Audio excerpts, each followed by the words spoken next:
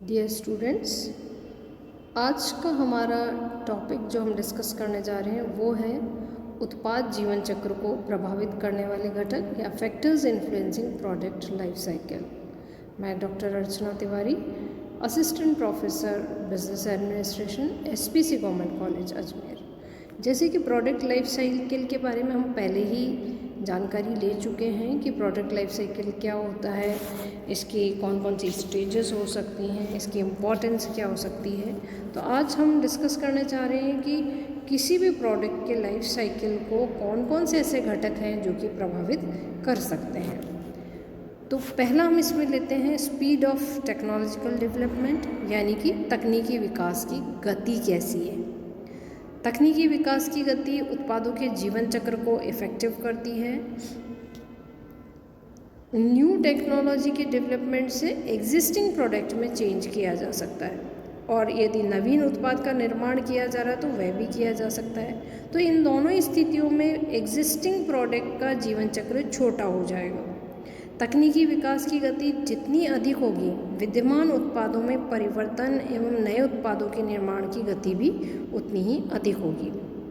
इसलिए विद्यमान उत्पादों का जीवन चक्र भी उसी गति से छोटा हो जाएगा, और विपरीत स्थिति में उनका जीवन चक्र अपेक्षाकृत लंबा होगा। दूसरा हम ले सकते हैं factor development of substitute products, यानी कि स्थापन उत्पादों का विकास। जब तक किसी उत्पाद का सब्स्टिट्यूट प्रोडक्ट उपलब्ध नहीं होता है तब तक एग्जिस्टिंग उत्पाद बिकता रहता है, और जब किसी सब्स्टिट्यूट प्रोडक्ट का विकास हो जाता है तो विद्यमान उत्पाद का जीवन चक्र छोटा होना प्रारंभ हो जाता है। तो इस प्रकार से स्पष्ट है कि किसी भी स्थापन उत्पाद का विकास विद्यमान मूल उत्पादों के जीवन चक्र को प्रभावित करेगा। नेक्स्ट आता है रेट ऑफ मार्केट एक्सेप्टेंस, बाज़ार स्वीकरण की गति कैसी है। उत्पाद की बाज़ार स्वीकरण की गति भी उत्पाद जीवन चक्र को प्रभावित करती है। यदि बाज़ार के उत्पाद स्वीकरण की गति तेज़ है तो उत्पाद जीवन चक्र प्राय छोटा हो जाता है, और यदि बाज़ार के उत्पाद स्वीकरण की गति धीमी है तो उत्पाद जीवन चक्र लंबा खिंच जाता है।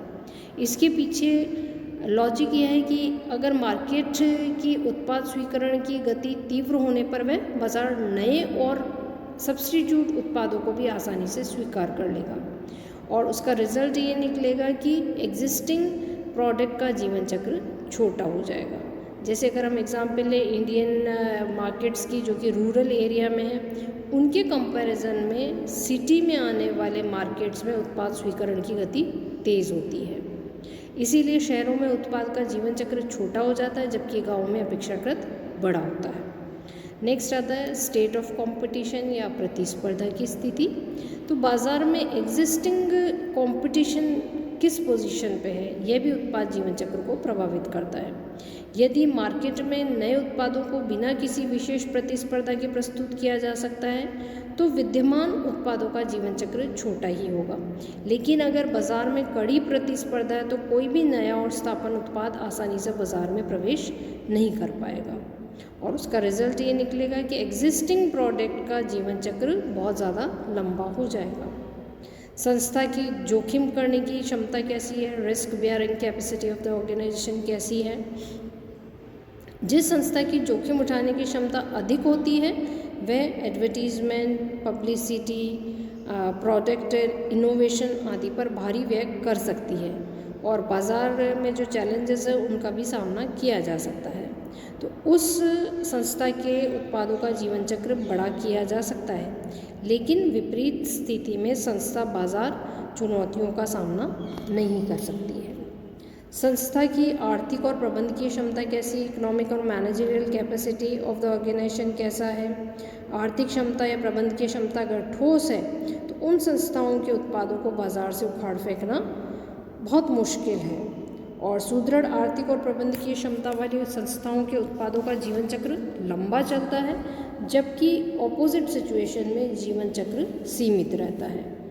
Goodwill of the and the image of the organization, यानी कि संस्था की ख्याति क्या है, छवि कैसी है। अच्छी ख्याति और छवि वाली संस्थाओं के उत्पादों का जीवन चक्र प्राय लंबा होता है, और जिनकी छवि ठीक नहीं होती है लोगों का उस पर जब भरोसा उठ जाता है तो उसके बाद उत्पादक उस उत्पाद को मार्केट में प्रेजेंट रखने के लिए जीवन चक्र अपने आप ही छोटा वहाँ पर रह जाता है। नेक्स्ट आता है लीगल प्रोटेक्शन या वैधानिक संरक्षण। जब उत्पादों को पूर्ण वैधानिक संरक्षण प्राप्त हो तो उन उत्पादों की नकल करना संभव नहीं होता है। जैसे कि पेटेंट, ट्रेडमार्क, कॉपीराइट आदि के अधीन अगर है तो उनका जीवन काल लंबा होगा, लेकिन उत्पादों को वैधानिक संरक्षण नहीं मिलता है तो कोई भी व्यक्ति उसकी नकल कर लेता है और उसका रिजल्ट निकलता है कि उत्पाद का जीवन चक्र छोटा हो जाता है। और लास्ट पॉइंट जो प्रभावित करने वाला है वो है उत्पाद नियमन व्यवस्था यानी कि प्रोडक्ट रेगुलेटरी सिस्टम।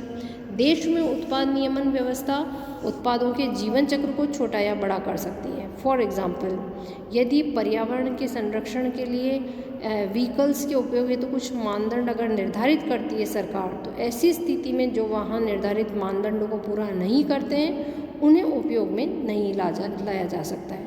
तो उसका रिजल्ट ये निकलेगा कि वाहनों का जीवन चक्र छोटा हो जाएगा।